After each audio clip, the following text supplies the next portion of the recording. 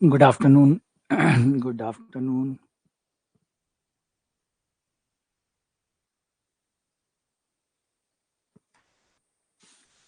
सभी को दोपहर वाली गुड आफ्टरनून।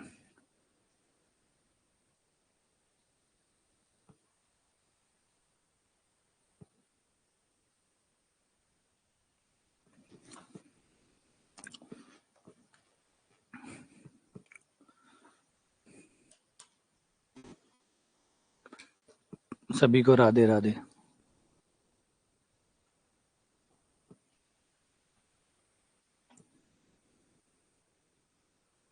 सभी को शुभ दोपहरी।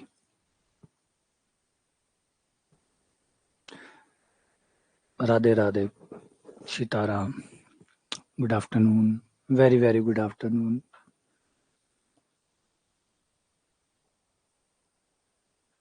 आप सभी का स्वागत है 2D ज्योमेट्री के अंदर। तो कल हमने जो 2D ज्योमेट्री पढ़ी थी, आज इसको आगे बढ़ाने का समय आ गया। आज हम इसकी थ्योरी स्टार्ट करेंगे और थ्योरी से जुड़े हुए सवाल पढ़ेंगे। जय बजरंगबली, जय महाकाल।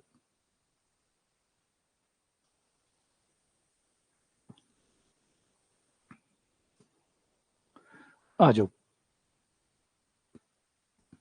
आज हम इसकी थ्योरी स्टार्ट करेंगे और थ्योरी को क्रमबद्ध तरीके से आगे बढ़ेंगे और उसके साथ सवाल भी करते रहेंगे ताकि थ्योरी को मजबूती मिल जाए। कल हमने बेसिक पढ़ा, कल हमने ये समझा कि ये इम्पोर्टेंट क्यों है, 2D ज्योमेट्री इतना इम्पोर्टेंस क्यों रखती है ना। ये सबसे इम्पोर्टेंट चीज तो कल का लेक्चर था, है ना। कल जो सबसे इम्पोर्टेंट जो चीज थी वो थी कि 2D ज्योमेट्री हम क्यों पढ़ रहे हैं, क्यों हम इसको इतना वेटेज देते हैं, क्यों इतना महत्व देते हैं, कारण क्या है, ऐसा क्या है 2D ज्योमेट्री में जिसको नॉर्मली आप जब भी 11th-12th में भी होते हैं तब भी एक रहता है कि अब 2D ज्योमेट्री शुरू करेंगे, अब हम 2D ज्योमेट्री शुरू करेंगे, और बहुत बड़ा वेटेज भी दिया जाता है 2D ज्योमेट्री को परीक्षाओं में। तो उसका बड़ा कारण ये होता है कि बहुत महत्वपूर्ण रोल प्ले करता है। अगर आप उसमें 2D देखें, 2 डायमेंशनल का यहाँ मतलब जो है वो कार्टेशियन सिस्टम से है। आप 2 डायमेंशनल कार्टेशियन सिस्टम जो है वो यूज करने वाले हैं और उस पे ही अपनी ज्योमेट्री को उतारने वाले हैं। अपनी पूरी जो ज्यामिति है उसको आप 2D कोऑर्डिनेट सिस्टम के ऊपर उतारने वाले हैं, इक्वेशन बनाने वाले हैं। ये सब कुछ इसमें होने वाला है। ठीक है, चलो आगे बढ़ते हैं, थ्योरी की तरफ बढ़ते हैं। सबसे पहले शुरू करते हैं कार्टेशियन कोऑर्डिनेट सिस्टम से। कार्टेशियन कोऑर्डिनेट सिस्टम या कार्तीय निर्देशी तंत्र।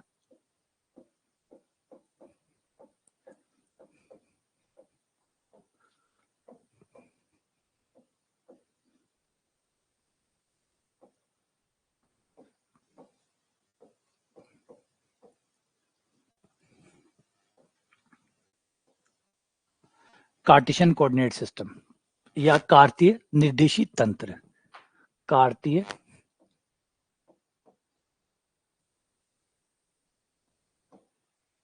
निर्देशी तंत्र या पद्धति।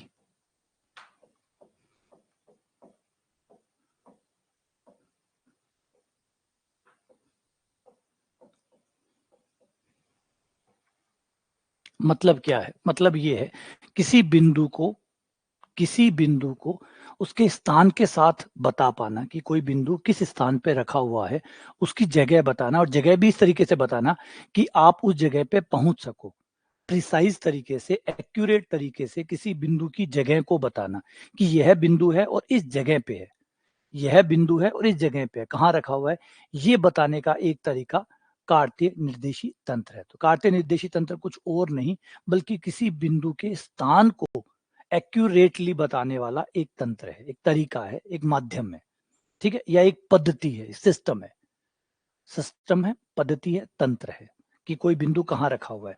तो इसको बताने के लिए हम, जैसे कोई बिंदु, अब इस बोर्ड के ऊपर हम बात करें तो इस बोर्ड पे कोई बिंदु P है, कोई बिंदु Q है, ऑब्वियसली बात है दिख तो रहे हैं, लेकिन कहाँ रखे हुए हैं, इस पे पहुंचा कैसे जाए, इन पे पहुंचा कैसे जाए कि P कहाँ रखा हुआ है, Q कहाँ रखा हुआ है, तो उनकी जगह क्या है, उनकी जगह मतलब जगह का अर्थ यहाँ से सीधा ये है कि अगर आप ये बताना चाहें किसी व्यक्ति को कि P पे कैसे पहुंचा जा सकता है, उसका जो तरीका है P तक पहुंचने का, उसी को आप तंत्र कहते हैं, उसी को सिस्टम कहते हैं। कुल मिला के आपको P तक पहुंचने का रास्ता बताना है या Q तक पहुंचने का रास्ता बताना है। तो ये रास्ता बताने के लिए हम एक सिस्टम यूज करते हैं, जिस सिस्टम का अर्थ ही यही है कार्टेशियन कोऑर्डिनेट सिस्टम, जिसमें हम दो लंबवत रेखाओं का यूज करेंगे। दो रियल लाइन है, दो लंबवत रियल रेखाएं, वास्तविक संख्याएं जो एक दूसरे को 0 पे कट करती है, ठीक है, +1 +2 +3 एंड डैश डैश, इस तरफ प्लस और पीछे की तरफ minus, -1 -2 and -3 and dash dash, ऊपर +1 +2। ध्यान से देखें तो ये रियल लाइन है, दो रियल लाइन है जो एक दूसरे को 90 डिग्री पे कट कर रही है। दो वास्तविक संख्या रेखाएं हैं जो एक दूसरे को 90 डिग्री पे कट कर रही है, ठीक है। इसलिए इसको कई बार आयताकार भी कहते हैं, आयताकार तंत्र भी कहते हैं। आपकी लंबाई और चौड़ाई के बीच का जो कोण है वो 90 डिग्री का है। इसे रेक्टेंगुलर सिस्टम भी कई जगह पे कहा जाता है। रेक्टेंगुलर का मतलब यहाँ पे यही है कि एक लंबाई है एक चौड़ाई है, दोनों 90 डिग्री पे कट कर रही है, ठीक है। तो हम जहां पे दोनों रेखाएं 0 पे काटती है इसके मूल बिंदु कहते हैं, इसे मूल बिंदु कहा जाएगा।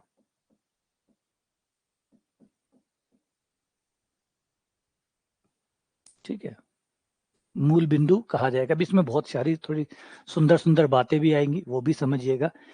एक हमारी जो टेंडेंसी होती है, अगर हमें दो नंबर एक साथ मिल जाए, कभी गौर करिएगा अपने ऊपर कि अगर हमें दो नंबर एक साथ मिल जाए तो हमें थोड़ी सी परेशानी होनी शुरू हो जाएगी। परेशानी कैसे? जल्दी से इनको जोड़ दो, जल्दी से इनको घटा दो, गुणा कर दो, भाग दे दो, मतलब कुछ करके इन दोनों को मिला के एक बना दो। मतलब दो नंबरों को अलग अलग रख पाना हमारे लिए बड़ा मुश्किल होता है। हम यही करते हैं कि जब भी दो नंबर मिलते हैं हम दोनों को मिला के, क्योंकि दो नंबरों को अलग अलग रखने का मतलब है आपको दो नंबर याद करने पड़ेंगे, और दोनों को मिला के एक बना दोगे तो आपको एक ही नंबर याद करना पड़ेगा। ये हमारी मानसिकता है, हमारी टेंडेंसी है कि जब भी हमें दो नंबर दिखते हैं, और हमारा सिस्टम भी ऐसा ही है जो ये समझाता है कि दो नंबरों के बीच में संक्रियाएं की जा सकती है, जोड़ बाकी गुणा भाग। और जोड़ बाकी गुणा भाग क्या करता है? करता ये दो नंबर लेता है, एक बना देता है। तो हमारी पद्धति होती है जब भी दो नंबर हमारे पास आते हैं हम दोनों नंबरों को मिला के एक बना देते हैं, दो नंबरों को लेते हैं एक बार बना देते हैं। तो कार्टेशियन तंत्र पहली बार में इस बात में भी खास बात है, यहाँ पे आपके पास दो नंबर होंगे लेकिन आप दो नंबरों को ना तो जोड़ोगे, ना घटाओगे, ना गुणा करोगे, ना भाग करोगे, बल्कि उन दोनों नंबरों को अलग अलग रखोगे बिना किसी संक्रिया के। तो ये पहली अपने आप में अपनी टेंडेंसी के खिलाफ ये बात थी कि आप दो नंबरों को अलग अलग रख रहे हैं, ना उनको जोड़ रहे हैं, ना घटा रहे हैं, ना गुणा कर रहे हैं, ना भाग कर रहे हैं, और ये भी कह रहे हैं कि ये दोनों अलग अलग रहेंगे। ठीक है, जैसे यहाँ पे आप बात करें कि P जो है जहां रखा हुआ है, मान लीजिए P की तरफ P को पकड़ने के लिए या पहुंचने के लिए हमें एक तो इस अक्ष के ऊपर चलना पड़ेगा, इसको क्षैतिज अक्ष कहेंगे या हॉरिजॉन्टल एक्सिस कहेंगे। क्षैतिज अक्ष, हॉरिजॉन्टल एक्सिस,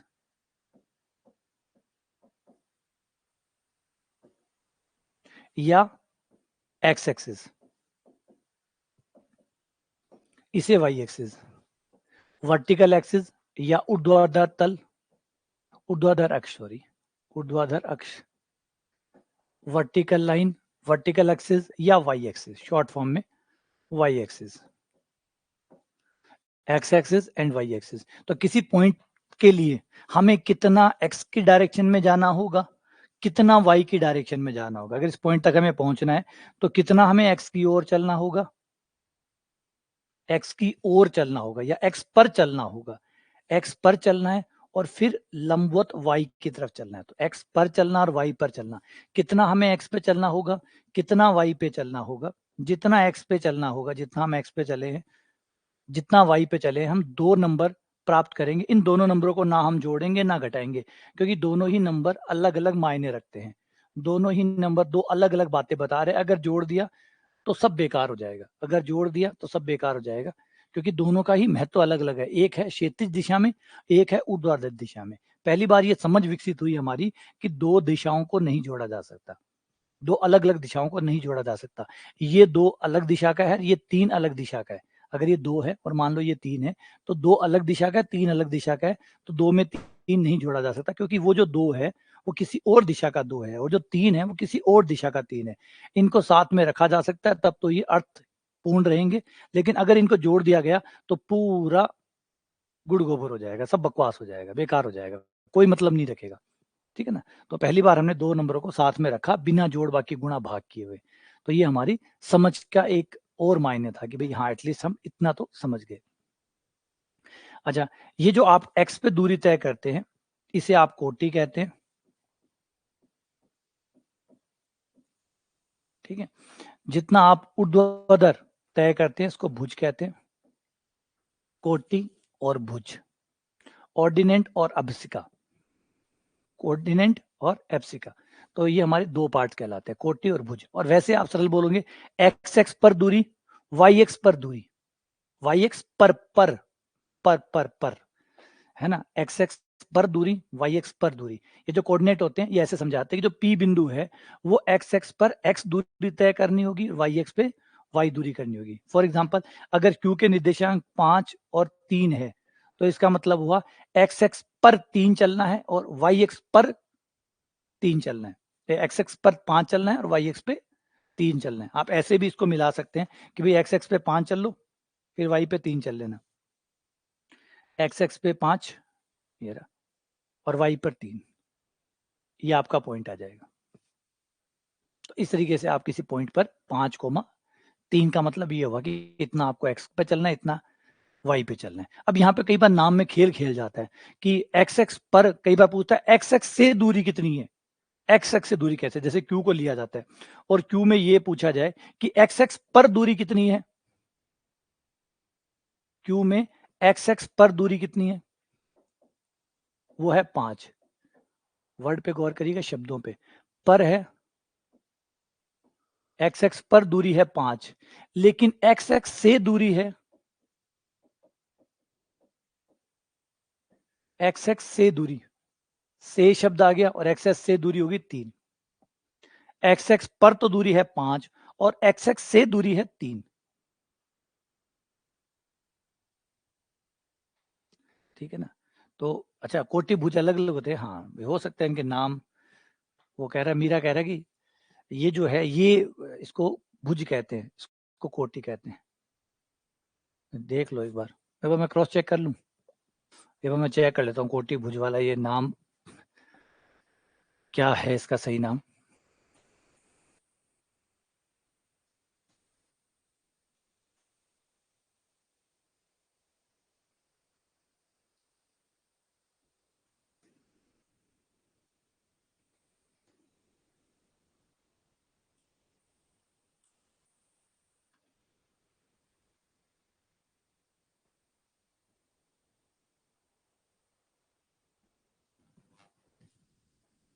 हाँ बिल्कुल, इसमें करेक्शन कर लेना, सही कहा, ये जो हिंदी नाम है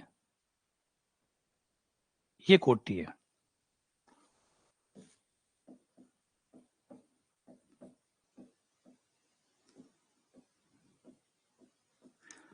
कोटि भुज, हाँ ठीक है भाई, ये लिख लेना अपना, इसको कहीं पे लिख लेना, मेरे तो फिर से 2-4 दिन बाद में फिर ये गायब हो जाएंगे, क्योंकि एक्चुअली एक्चुअली नाम ये ना कोटि भुज ऐसे याद किया हुआ, तो मुझे लगता है हर बार ये लगता है कि कोटि एक्स एक्स है और भुज वाई एक्स है ना, जबकि एक्चुअल में है उल्टा, भुज कोटि है। हम कोटि भुज करते रहते हैं, भुज कोटि है ये, देख लेना, वैसे ज्यादा फर्क नहीं पड़ता इनसे, फिर भी ये भुज हो गया, ये कोटि हो गया। ठीक है, तो वापस आते हैं, एक्स एक्स पर दूरी तो 5 है और एक्स एक्स से दूरी, एक्स एक्स से दूरी मतलब वाई वाली, ये एक्स एक्स है और एक्स एक्स से दूरी यानी वाई वाली, तो वाई कितना हो जाएगा 3, तो 3 हो जाएगा।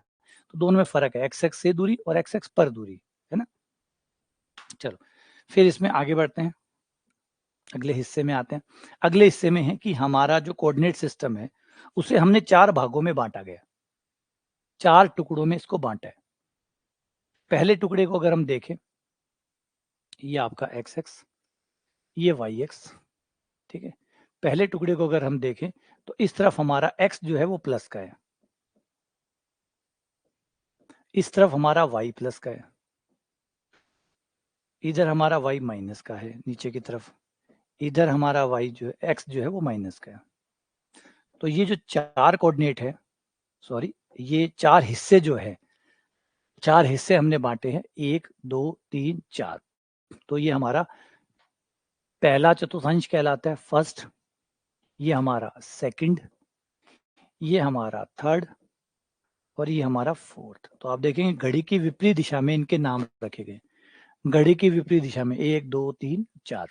फर्स्ट कोऑर्डिनेट में जो पहला चतुर्थांश है, पहले चतुर्थांश में आपका एक्स और वाई दोनों प्लस रहते हैं, plus coma plus. Second quadrant के अंदर आपका एक्स माइनस का रहता है और वाई प्लस का रहता है, और थर्ड में आपके दोनों माइनस रहते हैं, और फोर्थ में आपका एक्स प्लस का और वाई माइनस का। इससे आप पहचान सकते हो कि कोई पॉइंट जो है उसके जो चिन्ह है, चिन्ह देखकर हम बता सकते हैं कि कौन कहाँ होगा, कौन कहाँ होगा। लेकिन यहाँ पे एक चीज याद रखिए, कोई पॉइंट अगर एक्स एक्स के ऊपर है तो वाई का मान 0 होगा, एक्स एक्स के ऊपर है तो वाई का मान 0 होगा। फॉर एग्जाम्पल जैसे ये पॉइंट है, इस पॉइंट तक आने के लिए हमें सिर्फ एक्स की ओर चलना होगा, वाई की ओर चलना ही नहीं है, तो इसका निर्देशांक होगा वाई 1 कोमा 0, इसका निर्देशांक होगा 2 कोमा 0, इसका निर्देशांक होगा 3 कोमा 0।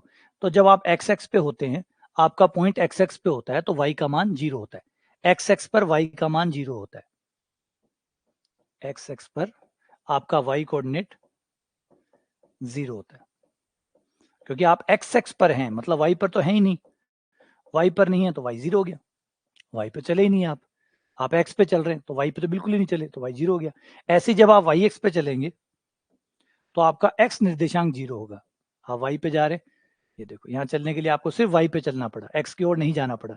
तो 0 1 0 2 0 3, तो वाई एक्स पर आपका एक्स का मान 0 होता है,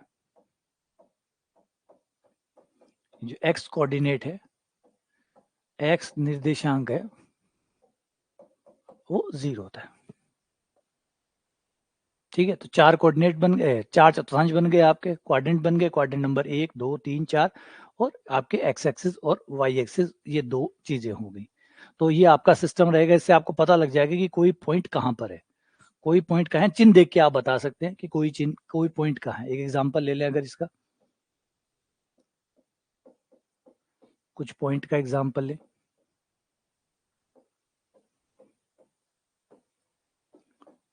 जैसे 2 5 -3 4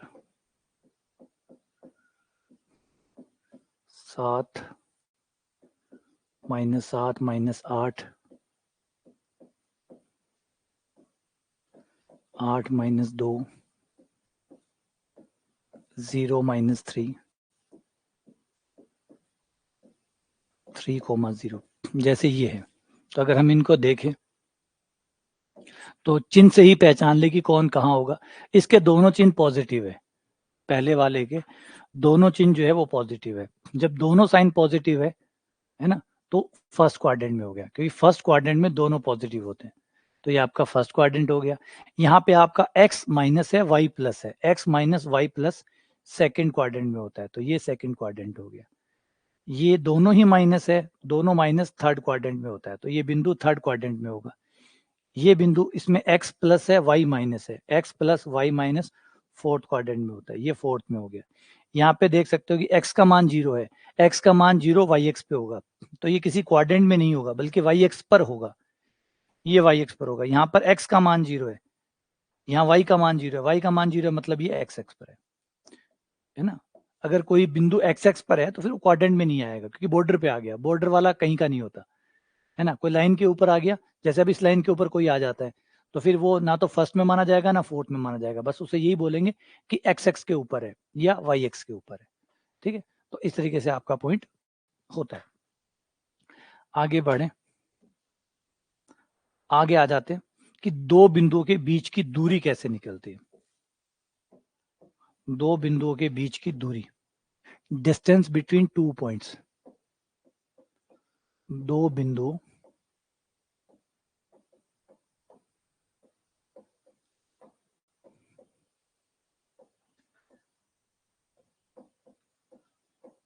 बीच की दूरी, डिस्टेंस बिटवीन 2 पॉइंट्स। अगर कोऑर्डिनेट सिस्टम में आपको 2 पॉइंट्स पता है तो आप उन दोनों बिंदुओं के बीच की जो डिस्टेंस है वो आप निकाल सकते हैं। ये मान लो एक P पॉइंट है, इसके कोऑर्डिनेट है हमारे x1 और y1।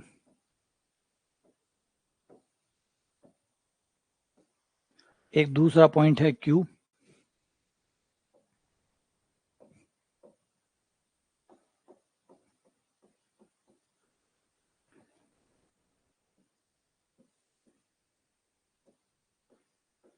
x2,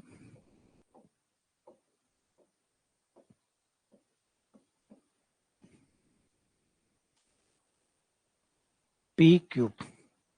इन दोनों के बीच की दूरी ये होगी, ये हमें निकालनी है।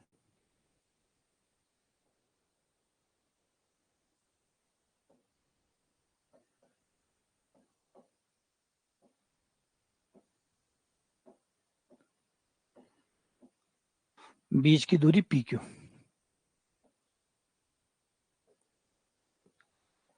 सीधी दूरी P को Q से डायरेक्ट अगर हम मिलाएं सरल रेखा के जरिए तो उनके बीच की दूरी कितनी होती है, ये जो है ये चीज हम निकालेंगे। तो इसे निकालने के लिए सिंपल तरीके से निकल जाएगी पाइथागोरस प्रमेय का उपयोग करते हुए। अगर हम इसे एक त्रिभुज की शेप दे दें 90 डिग्री, तो हम यहां देखेंगे कि ये बीच की दूरी हो गई x2 माइनस x1 और ये दूरी हो गई y2 माइनस y1।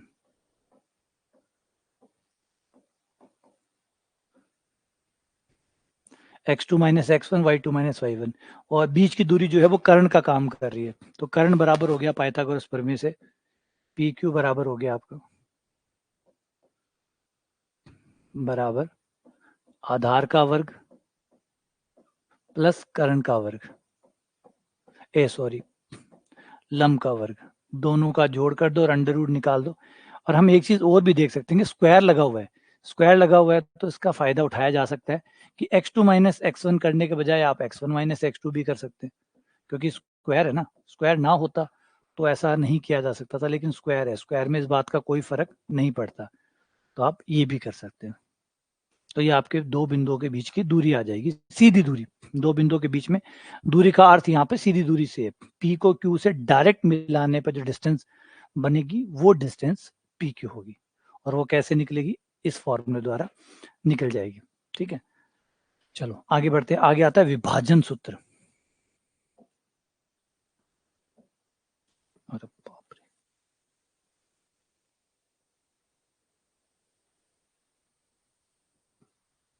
विभाजन सूत्र।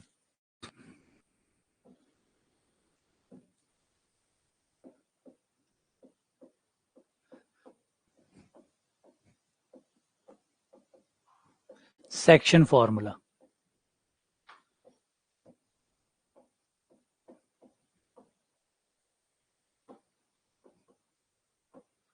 सेक्शन फॉर्मूला,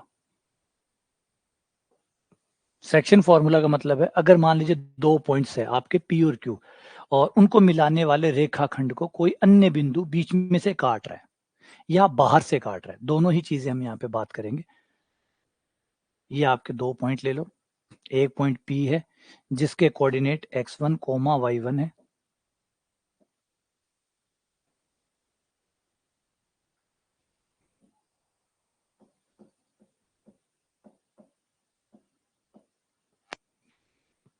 x1 y1 और Q x2 y2। इन दो बिंदुओं को मिलाने वाले रेखाखंड को एक अन्य बिंदु जो है बीच में है, इन दोनों P और Q के बीच में, बीच का मतलब मध्य से नहीं है, बीच का मतलब है दाएं बाएं किधर भी हो सकता है।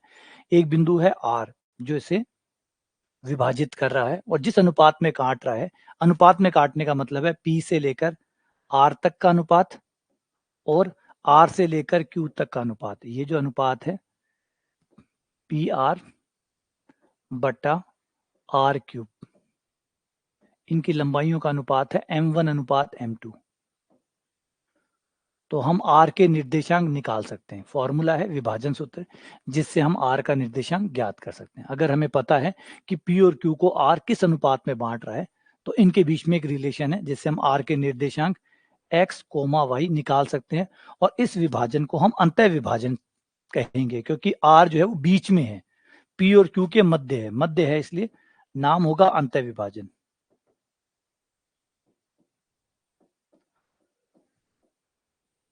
अंतः विभाजन। और यहां पे हो जाएगा आपका फॉर्मूला x बराबर m2x1 प्लस m1x2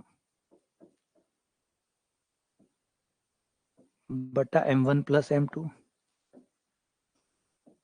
y बराबर m2y1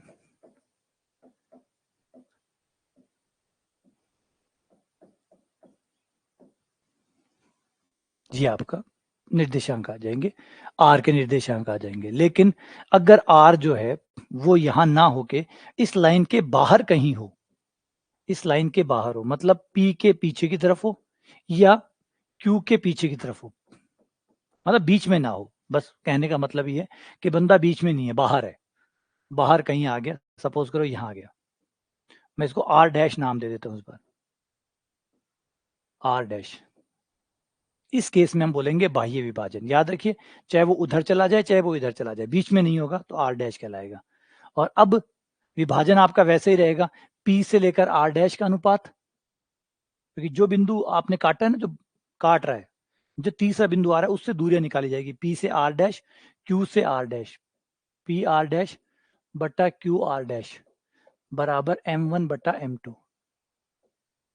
अनुपात वही रख रहा हूँ m1 m2 बताइए, लेकिन याद रखिएगा m1 m2 अलग अलग है। इस केस में आर अंदर होता है, तो देखिए दूरी आर से निकली है, पी की दूरी आर से, क्यू की दूरी आर से, दोनों का अनुपात m1 बटा m2 है। तो यहाँ आर बाहर आ गया तो क्या दिक्कत है, यहाँ पे वही बात है, पी से लेकर आर डैश तक बटा क्यू से आर डैश तक, आर डैश से दोनों दूरियों का अनुपात जो है वो m1 बटा m2 है। तो आर डैश के निर्देशांक हो जाएंगे, अगर मैं x dash comma y dash नाम दूं तो ये हो जाएगा x डैश बराबर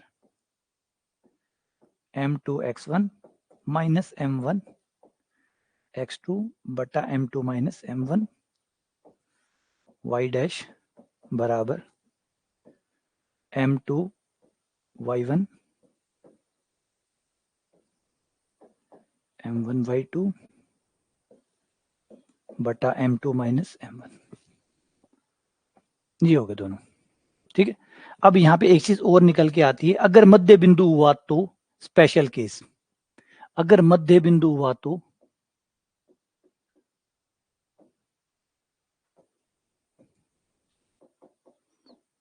मध्य बिंदु वो होता है जो एकदम बीचों बीच से काटता है, बीचों बीच से काटेगा तो एक अनुपात एक में कटेगा। अगर मध्य बिंदु होगा तो बस एक चीज होगी, अनुपात एक होगा, क्योंकि मध्य बिंदु, मध्य का मतलब एकदम बीचों बीच, आर एकदम बीच में होगा, एकदम बीच में होगा तो ये दूरी बराबर होगी तो एक अनुपात एक हो जाएगी। तो m1 m2 का मान एक हो जाएगा, m1 m2 का मान एक रखते ही x बराबर आ जाएगा हमारा, m1 और m2 का मान एक रखो तो हो जाएगा x1 प्लस x2 बटा 2, y बराबर y1 प्लस y2 बटा 2। ये हमारा फॉर्मूला हो गया मध्य बिंदु के लिए, ठीक है, क्लियर है ये। चलो आगे बढ़ते हैं, आगे अलग अलग प्रकार के केंद्रों की बात करते हैं, अलग अलग प्रकार के केंद्र, वृत्त के केंद्र।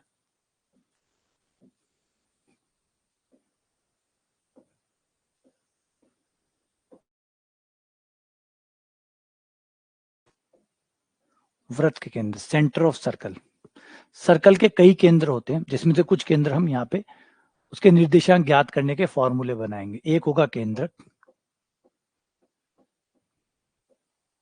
दूसरा होगा अंतः केंद्र, तीसरा होगा परिकेंद्र,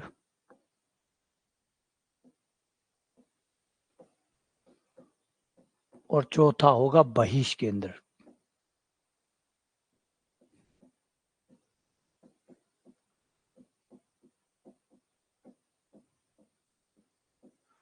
बहिष केंद्र,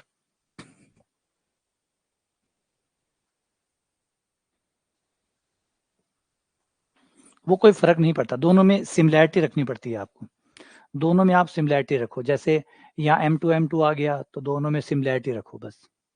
जैसे यहाँ पे है ना, यहाँ जो भी लिख रहे हो ना, प्लस वाले में कोई फर्क नहीं पड़ेगा कि प्लस वाले में आप कौन आगे पीछे लिख रहे हो, माइनस वाले में बस सिमिलैरिटी रखना। अगर ऊपर M2 आ रहा है पहले तो नीचे भी M2 पहले ले आना, बस वो याद रखना, बाकी फर्क नहीं पड़ता।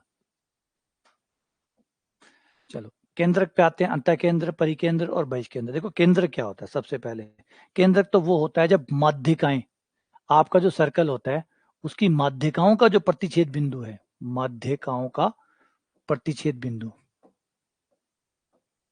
का प्रतिच्छेद बिंदु। और माध्यिकाएं कौन सी होती है, किसी शीर्ष से खींची गई वो रेखा जो सामने वाले भुजा को समद्विभाजित करती है। तो ये ऐसे होगी कि ये अगर आपका त्रिभुज है, त्रिभुज के अंदर A B C,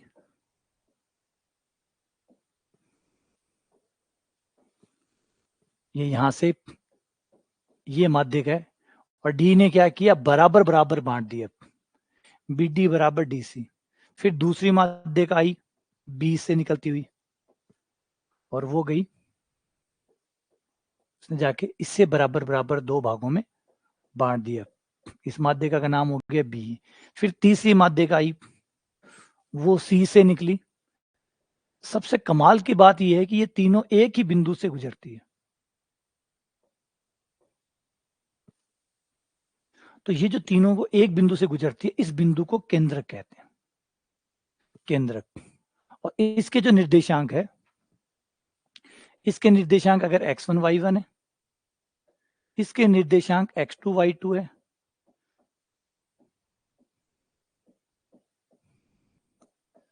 x3 y3 है। जो केंद्र का निर्देशांक होता है वो होता है तीनों का जोड़ बटा 3, x1 plus x2 plus x3 बटा 3। तीनों को जोड़ा, 3 का भाग दिया।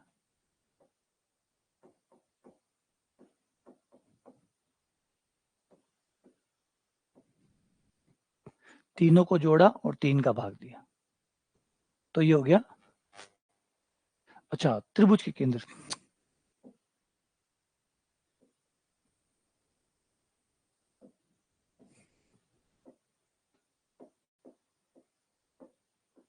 त्रिभुज के केंद्र।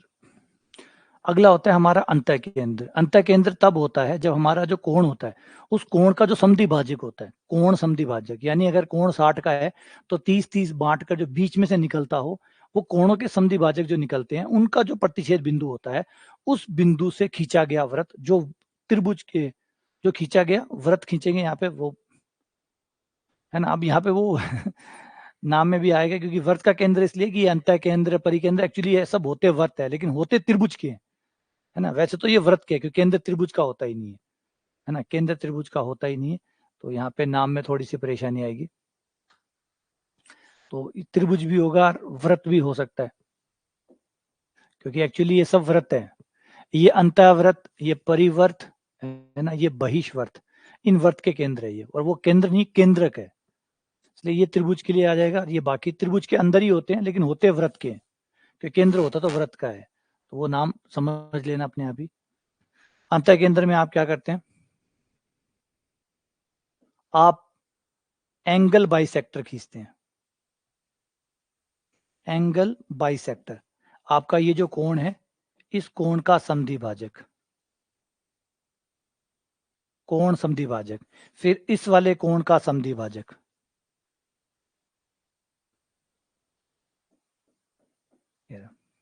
जो कोणों के समद्विभाजक है जहां मिलते हैं वहां से खींचा गया वृत्त,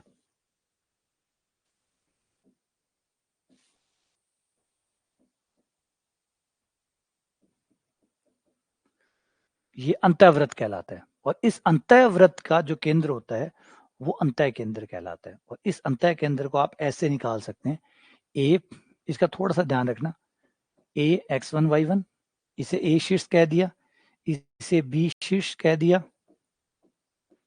इसे सी शीर्ष कह दिया। यहाँ पे थोड़ा सा ध्यान ये रखना है कि दूरियों का जो नाम है वो ध्यान से रखना है। जो आपका ए शीर्ष है, ए शीर्ष के सामने वाली जो भुजा है कौन है, बीसी, बीसी का नाम रखना है, लंबाई का नाम स्मॉल ए, ए कोण के सामने जो ए है आपका, ए शीर्ष है उसके सामने जो भुजा होगी उसकी लंबाई को ए बोलना है, बी शीर्ष के सामने वाली भुजा को बी लंबाई बोलना है, सी शीर्ष के सामने वाली भुजा को सी लंबाई बोलना है। नाम में आगे पीछे कर दोगे तो सारा मामला बिगड़ जाएगा, तो नाम का ध्यान रखना। आप एबीसी कहीं रख लो, कोई प्रॉब्लम नहीं, ये यहाँ रखना मत रखो, यहाँ रख लो, यहाँ रख लो कहीं। एक बार एबीसी रख के फिर ए कोण के सामने जो भुजा है स्मॉल है, बी कोण के सामने भुजा स्मॉल बी, सी कोण के सामने भुजा स्मॉल सी, इस तरीके से नाम रखना है। ये रखने के बाद में जो केंद्र है वो इस फॉर्मूले द्वारा मिल जाएगा, A X one plus B X two plus C X three बटा A plus B plus C comma B Y one A Y one plus B Y two plus B Y three बटा A plus B plus C. इस फॉर्मूले द्वारा अंतः केंद्र के निर्देशांक पता चल जाएंगे। तो ए बी सी का मान और x1 x2 x3 y1 y2 y3 का मान रखकर हम निर्देशांक ज्ञात कर सकते हैं। तो केंद्र के ज्ञात करने का तरीका भी है, अंतः केंद्र का भी है। परिकेंद्र का हमारे पास कोई फॉर्मूला नहीं है लेकिन तरीका है। परिकेंद्र का फॉर्मूला तो नहीं है लेकिन तरीका है, तो हम तरीके का यूज करेंगे। परिकेंद्र क्या होता है? जो आपकी भुजाएं होती है त्रिभुज की, वो जहां काटती है, जिसे आप त्रिभुज के शीर्ष कहते हैं, त्रिभुज के तीनों शीर्षों से जाने वाला वृत्त परिवर्त कहलाता है। ये परिवर्त कहलाता है और इसका जो केंद्र है वो परिकेंद्र कहलाता है। इसका जो केंद्र होगा वो परिकेंद्र कहलाएगा। अब हम परिकेंद्र के निर्देशांक को पी नाम दे देता हूँ। पी जो है सेंटर है, इसको निकालने के लिए हम क्या करते हैं, पी के एक निर्देशांक मान लेते हैं, एक्स कोमा वाई मान लिया, फिर इसकी तीनों शीर्षों से दूरी निकालते हैं, क्योंकि तीनों शीर्ष से दूरियां जो है वो त्रिज्याओं के बराबर होगी। ये त्रिज्या होगी, ये भी त्रिज्या होगी, क्योंकि ये परिधि है, ये केंद्र है, तो केंद्र और परिधि ये भी त्रिज्या होगी। तीनों दूरियां बराबर है, तो हम क्या करते हैं, तीनों दूरियों को बराबर रख के पी ए बराबर पी बी बराबर पी सी, इस तरीके से तीनों दूरियों को बराबर रखकर पी के निर्देशांक ज्ञात कर लेते हैं। फॉर्मूला तो नहीं है लेकिन तरीका है, तरीके से हम निकाल लेते हैं। P A P B P C, इस तरीके से, ठीक है ना, इस तरीके से हम इसे ज्ञात कर लेते हैं। ये सी है।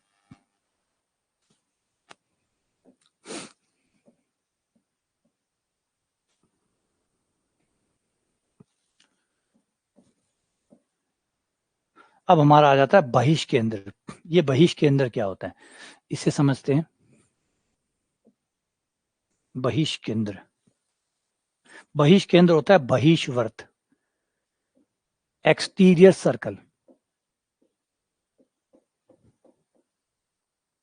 पहले बहिष्वर्त,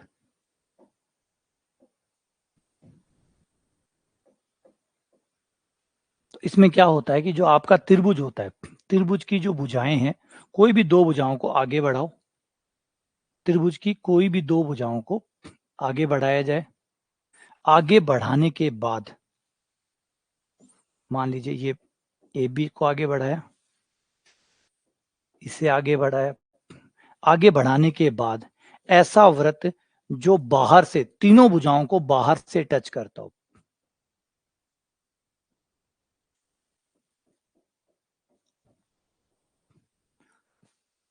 तीनों भुजाओं को बाहर से टच करता हो, तो ये हो गया ए के सामने।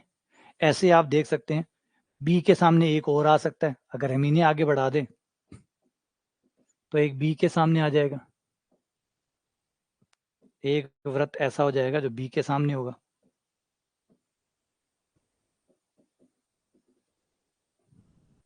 और ऐसे ही यहां बढ़ा दें तो एक सी के सामने हो जाएगा,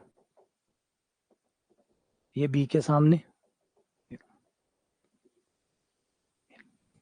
तो तीन, बाकी सब तो एक एक होते हैं, परिवर्त एक होता है, अंतःव्रत एक होता है, लेकिन बहिष्वर्त तीन होते हैं। बहिष्वर्त ना, बहिष्वर्त तीन होते हैं। एक तो ए के सामने, बी के सामने और सी के सामने। तो मैं ए के सामने वाले का फॉर्मूला लिखा देता हूं। ए शीर्ष के सामने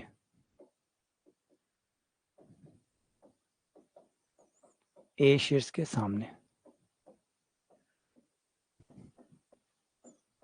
बहिष्वृत्त का केंद्र या बहिष केंद्र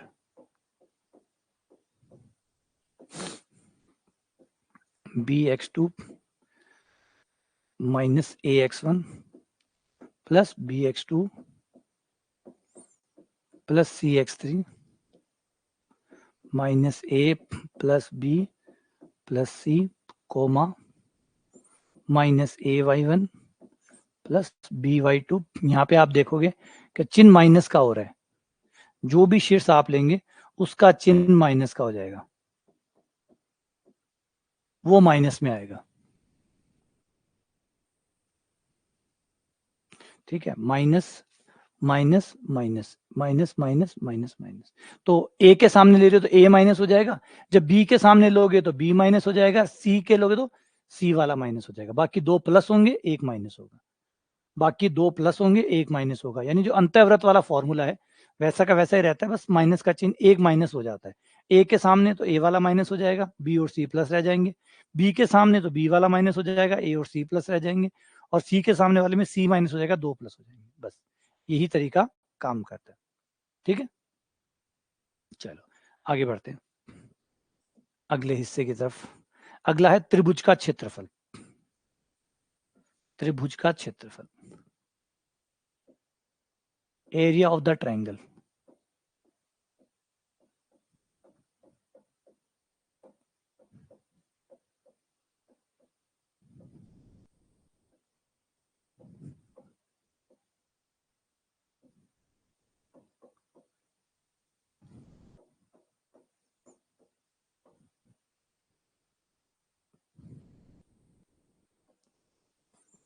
अगर हमें त्रिभुज के बारे में तीनों शीर्ष ज्ञात है तो हम हीरो का सूत्र लगा के भी निकाल सकते हैं, और डायरेक्ट एक फॉर्मूला सारणिक का भी है वो भी लगा के निकाल सकते हैं। ये हमारा ए शीर्ष है, x1 कोमा y1,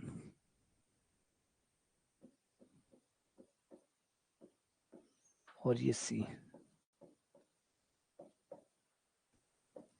तो हम इसे दो तरीके से भी निकाल सकते हैं। एक तो ये हो सकता है कि आप तीनों भुजाएं निकाल लो, ए बी निकाल लो, ए बी क्या है, ए से बी के बीच की दूरी, ए बी निकाल लो, बी सी निकाल लो, ए सी निकाल लो, तीनों भुजाएं निकाल के और आप कर सकते हैं। ठीक है, तो ए बी भी आ जाएगा आपका, और आपका बी सी भी आ जाएगा, और आपका ए सी भी आ जाएगा, तीनों चीजें आपकी आ जाएगी। तो फिर हीरो का सूत्र लगा दो, या फिर दूसरा लगाओ, त्रिभुज ए बी सी का क्षेत्रफल, तो सारणी की सहायता से भी निकाल सकते हो। बराबर 1/2 x1 y1 1, x2 y2 1, x3 y3 1। हाँ, सारणिक है तो माइनस का चिन्ह आ सकता है, प्लस कर देना, क्योंकि क्षेत्रफल माइनस का नहीं होता, क्षेत्रफल माइनस का नहीं होता। अगर गलती से माइनस आ भी जाए तो इसको प्लस कर देना। इसको चाहो तो खोल के भी लिख सकते हो, 1/2 x1 y2 minus y3 plus x2 y3 minus y1 plus x3 y1 minus y2। इस तरीके से, ठीक है। तो ऐसे खोल सकते हो सारणी को डायरेक्ट, वैसे मान रख के भी सोल्व कर सकते हो। तो दोनों में से आपको जो ठीक लगे आप उसके साथ जा सकते हैं। अच्छा, अगला हमारा जो हिस्सा होता है वो है कि अगर तीन बिंदु एक रेखा में हो तो, संरेखिक हो तो, तीन बिंदुओं का एक रेखा में होता, संरेखिक होना, संरेखीय होना।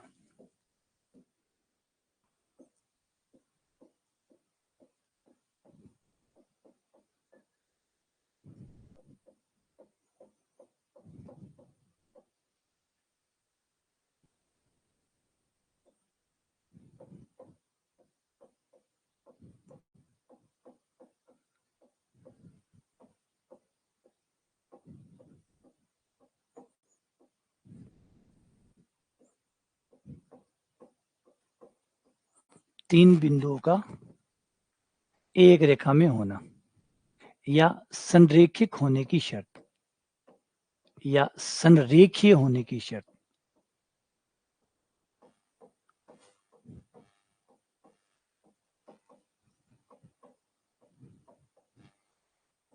तो यहाँ पे आप दो तरीके अपना सकते हैं। वैसे तो आगे जैसे हम आगे बढ़ेंगे और भी हमारे तरीके बनते जाएंगे, लेकिन फिलहाल दो तरीके आप यहाँ लगा सकते हैं। अगर तीन बिंदु एक रेखा में हैं, अगर तीन बिंदु एक रेखा में है तो ये तय है कि दो बिंदुओं के बीच की दूरी, इन दो के बीच की दूरी प्लस इन दो के बीच की दूरी तीसरी दूरी के बराबर होगी।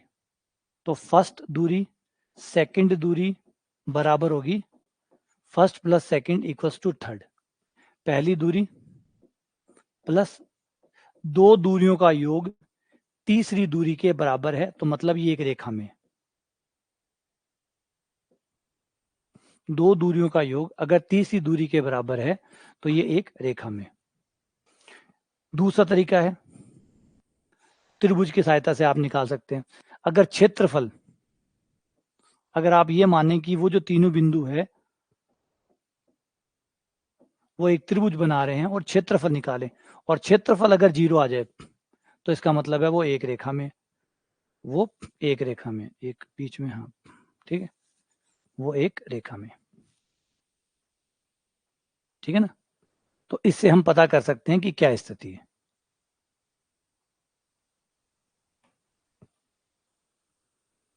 है ना। तो एक आपकी जो सारणी का मान है वो 0 हो जाएगा। क्षेत्रफल यानी 1/2 x1 y1 1 x2 y2 1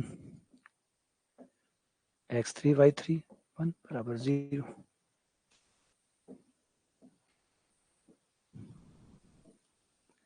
इसको इधर ले जाओ, सारणी का मान 0 आएगा। तो ये होगी संरेख होने की शर्त। अभी दो तरीके हैं, अभी और भी तरीके आएंगे, धीरे धीरे आगे बढ़ेंगे तो और भी तरीके आएंगे। तो एक तरीका तो ये हो गया कि दो दूरियों का योग तीसरी दूरी के बराबर हो, फर्स्ट और सेकंड दूरी इक्वल टू थर्ड दूरी, और या फिर सारणी का मान 0 आ जाए तो वो त्रिभुज नहीं बना रहे हैं। त्रिभुज वो केवल तभी नहीं बनाएंगे जब वो एक रेखा में हो, एक रेखा में हो तो त्रिभुज 0 हो जाएगा, है ना। तो ये तरीका हो गया। आ जाओ अब इस पे सवाल कर लेते हैं, जो आज पढ़ा है इसको सवालों से चेक कर लेते हैं। आज वही सवाल करेंगे जितनी थ्योरी हमने पढ़ी है ना। टॉपिक थोड़ा सा टफ है ये, 2D ज्योमेट्री जो होता है वो परेशान करने वाला टॉपिक होता है, तो मैं इसको थोड़ा सा धीरे धीरे स्लोली चलाऊंगा, क्योंकि कुछ टॉपिक ऐसे हैं गणित के जो भयानक होते हैं, जिसमें से एक 2D ज्योमेट्री भी है, एक 3D ज्योमेट्री भी है, और एक कॉलेज में भी आता है ग्रुप थ्योरी, वो भी थोड़ा ऐसा ही है। तो कुछ टॉपिक ऐसे हैं जो परेशान करते हैं, तो इनको थोड़ा स्लो चलेंगे, है ना, और कोशिश करेंगे कि इन पे ज्यादा क्वेश्चन कर सकें। किसी बिंदु की एक्स एक्स से दूरी होती है, एक्स एक्स से दूरी होती है, याद देखिए एक्स एक्स पर दूरी नहीं, एक्स एक्स से दूरी को क्या कहते हैं, यानी वाई निर्देशांक। एक्स एक्स से दूरी मतलब वाई निर्देशांक, और वाई निर्देशांक को क्या कहते हैं, कोटि।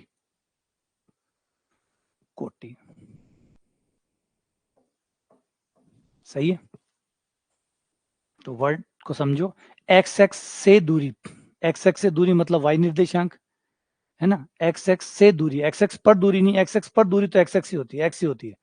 एक्स एक्स से दूरी मतलब वाई निर्देशांक, और वाई निर्देशांक को कोटि कहते हैं। तो आंसर हो गया कोटि। अगला, वाई एक्स पर स्थित किसी बिंदु का भुज होता है। वाई एक्स पर स्थित, अगर वाई एक्स पर स्थित है, ठीक है, तो उसका भुज, यार भुज भुज क्यों खिला रहे हो, भुज का मतलब एक्स एक्स, मतलब एक्स निर्देशांक,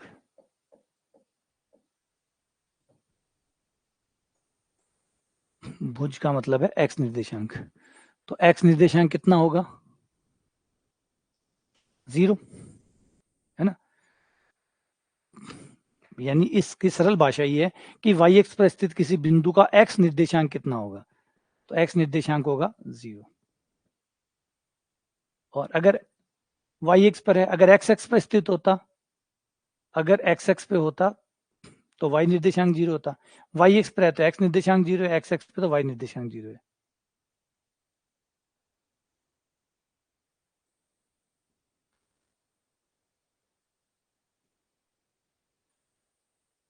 अच्छा, सुरेश ने एक छोटा तरीका बनाया है।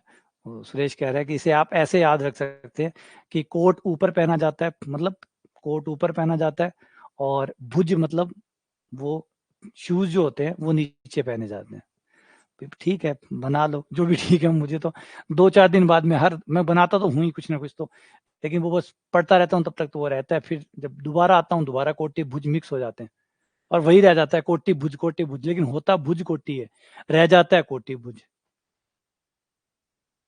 तो एक कागज पे लिख के, एक डायरी के अंदर लिख के छोड़ दो, है ना। होना तो कंफ्यूजन है ही, एक बार जब पेपर में जाओ उस समय एक बार देख के चले जाना, बात खत्म।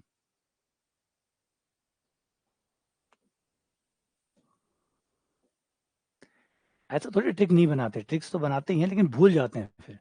फिर वो ट्रिक्स ही भूल जाते हैं कि ट्रिक्स क्या थी वही भूल जाते हैं।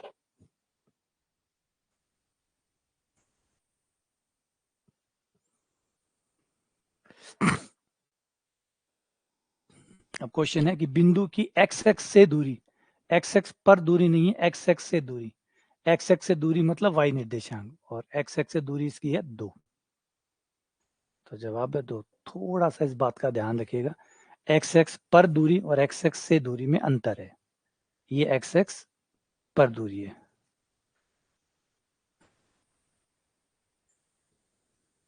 अच्छा, वो एक और शाबाश, अशोक ने एक और ही कमाल किया। अशोक कह रहा है कोटी हमेशा चोटी की दिशा में होती है। ये कुछ कुछ इफेक्टिव है। क्या कमाल है, जो कोटी है वो हमेशा चोटी की दिशा में होती है। मतलब अरे क्लियर हो गया है ना, कोटी हमेशा चोटी की दिशा में होती है। कमाल है यार, कैसे कर लेते हो। मतलब ये है जीके पढ़ने का अंतर। मतलब जो जीके पढ़ते हैं ना और जो सीरियसली जीके पढ़ते हैं ना, वो लोग हाथों हाथ कुछ ना कुछ अपने काम की चीज बना लेते हैं। क्योंकि भाई इतना सारा हजम करना है, ऐसे थोड़ी हजम होगा। तो इतना खाने की जो एपिटाइट है वो इतना बढ़िया बनाना पड़ेगा कि ऐसे हजम किया जा सके। तो चीजें ही क्या है ना, हम तो बड़े बड़े अजगर है वो निकली हमें। क्यों, जो जीके पढ़ते हैं वो तो समझते हैं कि भाई हम ये तो है ही क्या चीज, हम तो पूरे के पूरे अजगर को निकल जाए।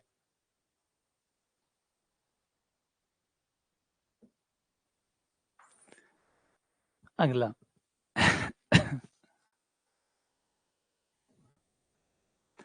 निर्देशांक एक्स वाई की मूल बिंदु से,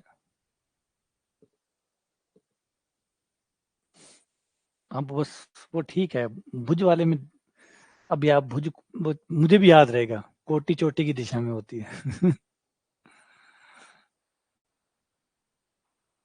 हाँ ऐसा ठीक है यार, ऐसी चीजें बना दिया करो।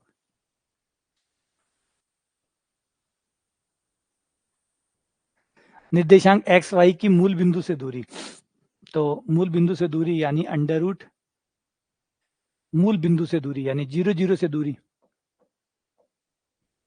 तो ये आपको हो जाएगा x minus 0, x1 minus x2 का square plus y1 minus y2 का स्क्वायर। किसी को किसी में से भी घटाओ कोई फर्क नहीं पड़ेगा। तो हो गया under root X square plus Y square.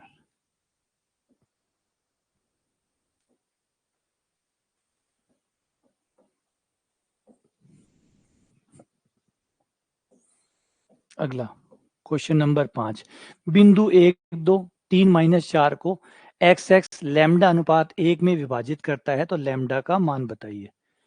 X x को अंत विभाजित करता है, यहाँ पे अंत विभाजित रहेगा फिर तो, क्योंकि बताया हुआ नहीं है। लेकिन क्या पता किस में भी है, चलो अंत विभाजन लगा दो। फिर अगर माइनस में आ जाए अनुपात तो समझ जाना भाई विभाजन है। क्योंकि अगर आप गलत विभाजन लगा देते हैं तो चिन्ह उल्टा आ जाता है, वो अपने आप ठीक कर देता है, गणित है ना, अपना सारा काम ठीक कर देते हैं।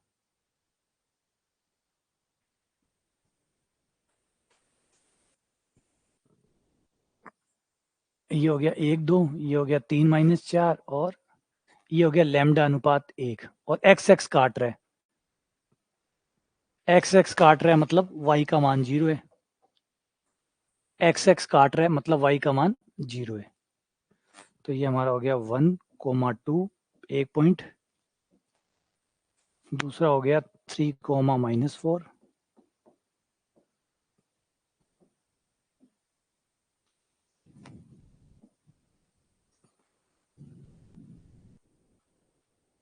ये लैम्डा अनुपात 1, और इसके लिए y का मान 0 है, y का मान 0 है, तो ये हमारा x1 y1 हो गया।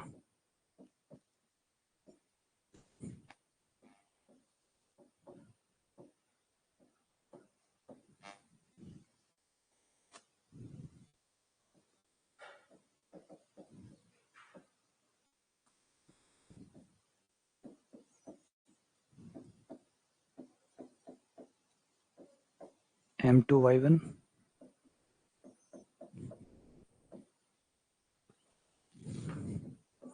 y का मान 0, m1 का मान लैम्डा, y2 का मान -4, m2 का मान 1, y1 का मान 2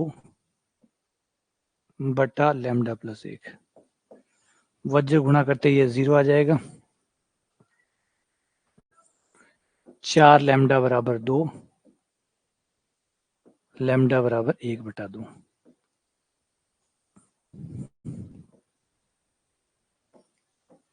ये आंसर हो गया। ठीक है, चलो अगला क्वेश्चन।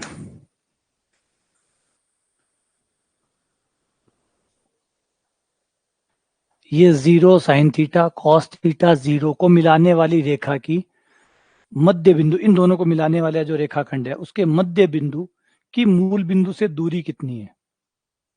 इन दोनों का जो मध्य बिंदु है, इन दोनों का जो मध्य बिंदु है को मिलाने वाले रेखाखंड की मध्य बिंदु से दूरी कितनी है? इसका मध्य बिंदु निकालो और मूल बिंदु से दूरी निकालो। पहले तो इनका मध्य बिंदु निकाल लेते हैं। जोड़ो और 2 का भाग दो।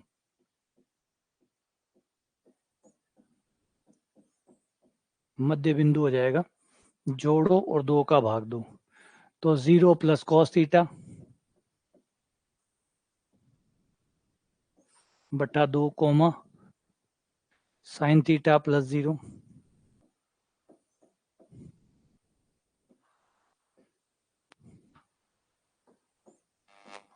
हो गया कॉस थीटा बटा 2 कोमा साइन थीटा बटा 2।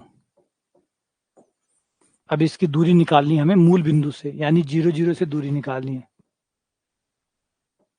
0 कोमा 0 से।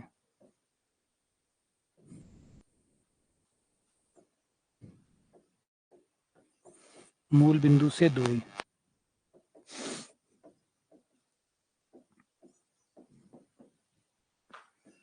अंडर रूट कॉस थीटा बटा 2 माइनस 0 का स्क्वायर प्लस साइन थीटा बटा 2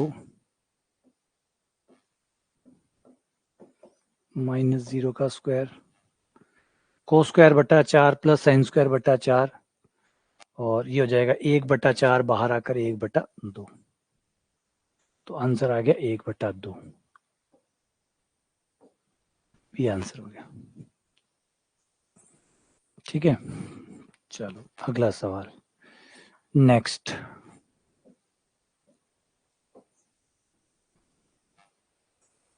एक वर्ग के विकर्ण के सिरे ए बी तथा बी ए, एक विकर्ण के सिरे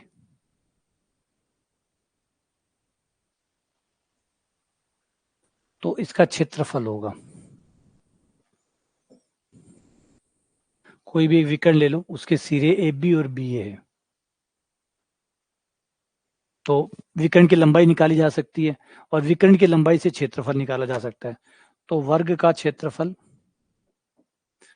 विकर्ण की भाषा में होता है विकर्ण की लंबाई बट्टा अंडर रूट 2। विकर्ण की लंबाई में अंडर रूट 2 का भाग दे दो, भुजा आ जाएगी, और भुजा का स्क्वायर, ये आपके वर्ग का क्षेत्रफल हो जाएगा। तो वर्ग का क्षेत्रफल होता है विकर्ण बट्टा अंडर रूट 2 का स्क्वायर। अगर विकर्ण पता है तो विकर्ण निकालो, उसमें अंडर रूट 2 का भाग दे दो, भुजा आ जाएगी, और भुजा आने के बाद भुजा का स्क्वायर कर दो, वर्ग का क्षेत्रफल आ जाएगा। तो विकर्ण की लंबाई निकालो, विकर्ण के दोनों सिरे दिए हुए हैं, एक ए बी है और एक बी है, तो विकर्ण की लंबाई होगी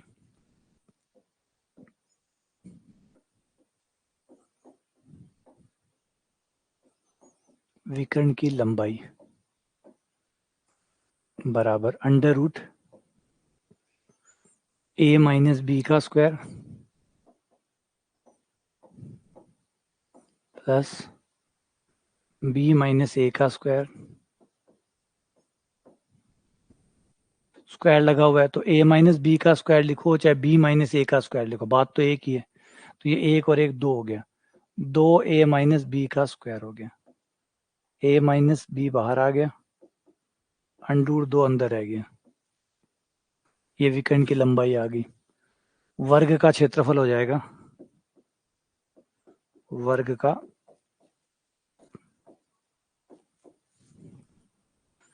विकर्ण की लंबाई बट्टा अंडर रूट 2 का स्क्वायर, अंडर दो कट गया, ये हो गया a माइनस बी का स्क्वायर। तो ए आंसर आ गया a माइनस बी का स्क्वायर। ठीक है, चलो आगे चलते हैं। त्रिभुज की भुजाओं के मध्य बिंदु, अच्छा मध्य बिंदु दिए हुए हैं, तो त्रिभुज का क्षेत्रफल ज्ञात कीजिए। त्रिभुज की भुजाओं के मध्य बिंदु दिए गए हैं,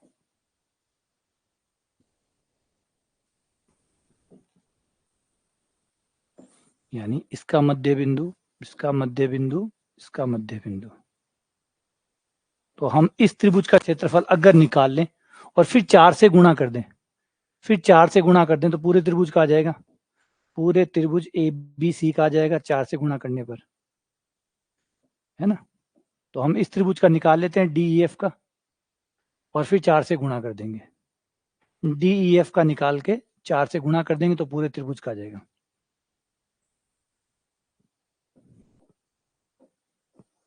क्षेत्रफल त्रिभुज डी ई एफ बराबर 1/2, और निर्देशांक, पहला निर्देशांक है हमारा -1 + 1,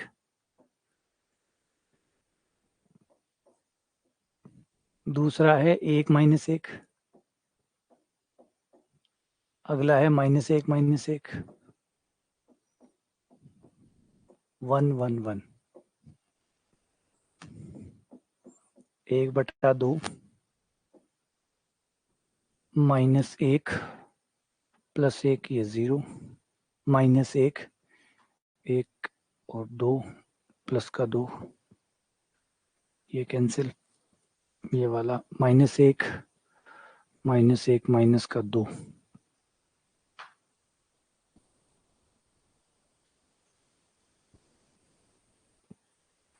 दोबारा चेक कर रहा हूँ, -1 1 2 माइनस का 2,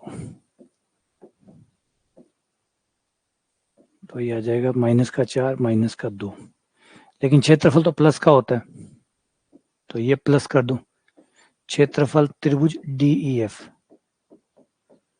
तो ये प्लस का 2 हो गया। तो आपका जो क्षेत्रफल ए बी सी है वो 4 गुना होगा, क्योंकि ऐसे 4 त्रिभुज बन सकते हैं।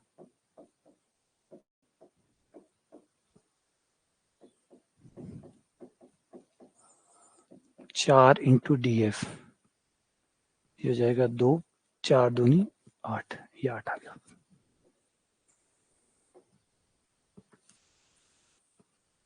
ठीक है, अगला सवाल,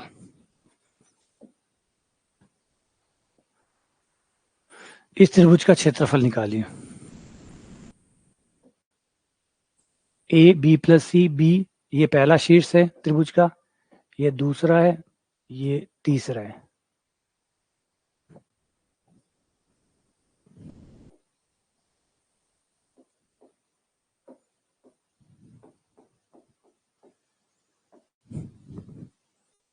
ए बी प्लस सी, दूसरा शीर्ष है बी सी प्लस ए, तीसरा है सी ए प्लस बी, और 1 1 1। अब यहाँ चाहो तो आप इसे खोल सकते हैं, ओपन कर सकते हैं, ओपन कर लो, या बिना ओपन किए भी कर सकते हो, सारणिक का गुणधर्म लगा के। जैसे मैं अगर लगाऊं कि मैं C1 जो फर्स्ट कॉलम है, फर्स्ट कॉलम में सेकंड कॉलम को जोड़ रहा हूँ, फर्स्ट कॉलम और सेकंड कॉलम को जोड़ने पर, तो फर्स्ट कॉलम सेकंड कॉलम को जोड़ने पर आ जाएगा a plus B plus C, B plus C plus A, C plus A plus B,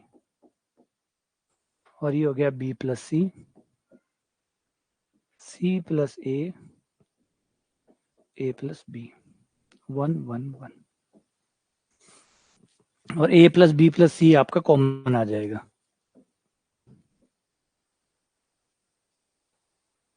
इसको कॉमन निकालो,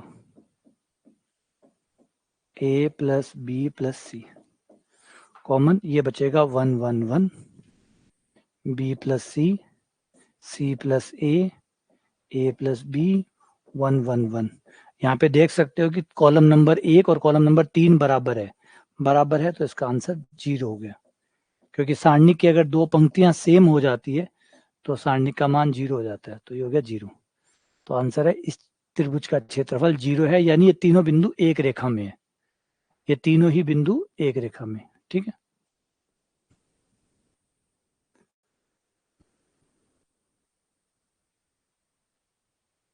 अगला है केंद्र के निर्देशांक ज्ञात करिए। ये एक त्रिभुज के 3 शीर्ष है, 4 2 3 3 और 2 2।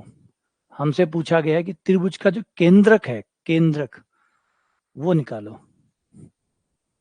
तो केंद्रक हमारा होता है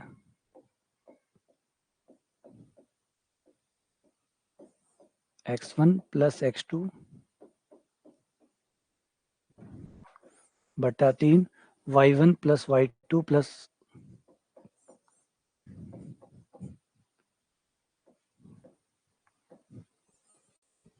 तो तीनों को x निर्देशांकों को जोड़ दो, तो 4 प्लस 3 प्लस 2 बटा 3 कॉमा 2 प्लस 3 प्लस 2 बटा 3, 4 3 7 9 बटा 3 यानी 3, 4 2 7 7 बटा 3 3 कॉमा 7 बटा 3,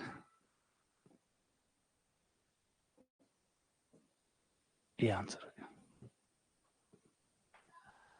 अच्छा मध्य बिंदु दिए कह रहे यार, जल्दबाजी हो गई ये तो।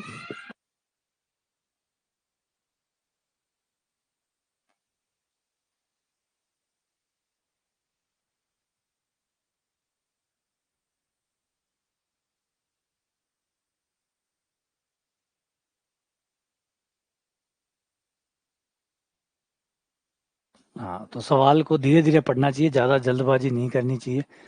ये देखो ऊपर वाला लिखा मध्य बिंदु, मध्य बिंदु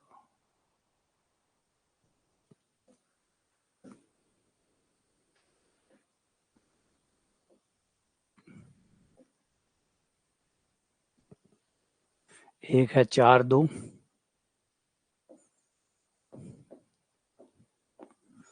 एक है 3 कॉमा 3 एक है 2 कॉमा 2।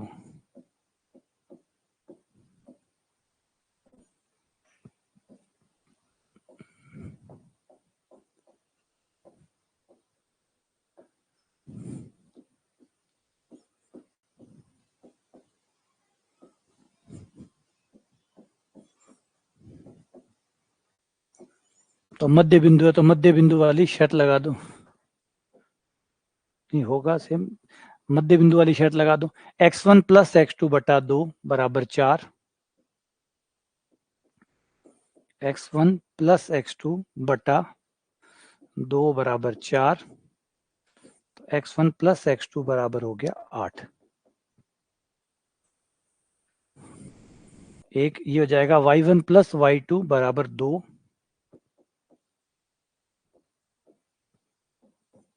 तो y1 प्लस y2 बराबर 4। अब ऐसे ही x2 plus x3 plus x3 बटा 2 बराबर 2, तो x2 प्लस x3 बराबर 4, y2 प्लस y3 बटा 2 बराबर 2, तो y2 प्लस y3 बराबर 4। फिर है x1 प्लस x3 बटा 2 बराबर 3, तो x1 प्लस x3 बराबर 6, y1 प्लस y3 बटा 2 बराबर 3, तो y1 प्लस y3 बराबर 6। ये लो आगे। अब x वाले सारे मान को जोड़ दो, x वाले सभी मानों को जोड़ने पर 1, 2 और 3, तीनों को जोड़ोगे तो ये आ जाएगा 2 बार x1 आ जाएगा, 2 बार x2 आ जाएगा, 2 बार x3 आ जाएगा। x1 plus x2 plus x3 बराबर आ जाएगा 8 4 12, 12 और 4, 8 4 12, 12 6 18, 18 आ गया। तो x1 plus x2 plus x3 बराबर आ गया 9। तो x का जोड़ आ गया 9। ऐसे ही y वालों को जोड़ लो, सभी y वालों को जोड़ने पर तो सभी y वाले हैं हमारे पास y1 plus y2, y2 plus y3 और y1 प्लस y3। तो 2 y1 2 y2 2 ही y3, y1 plus y2 plus y3। 4 4 8, 8 और 6 14 है ना। ये सवाल गलत होने के बाद भी सही रह गया था। आया तो उतना ही है ना, आया तो उतना ही है। तो केंद्र हो गया 9/3, 7/3। आंसर चेंज नहीं करना पड़ेगा, आंसर वही रह गया।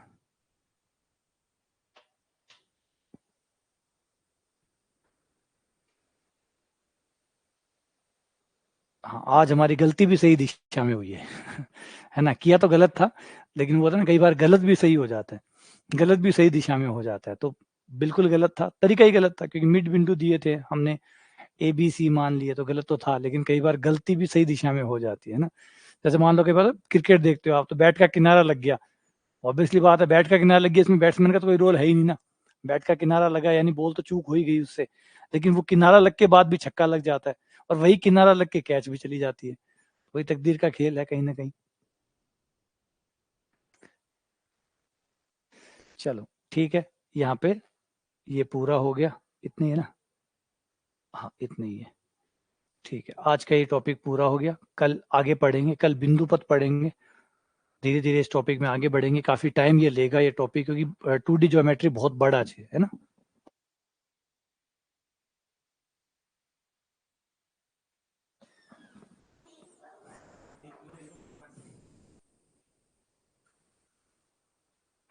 हाँ, तनियामा की तरह हमने गलती सही दिशा में की।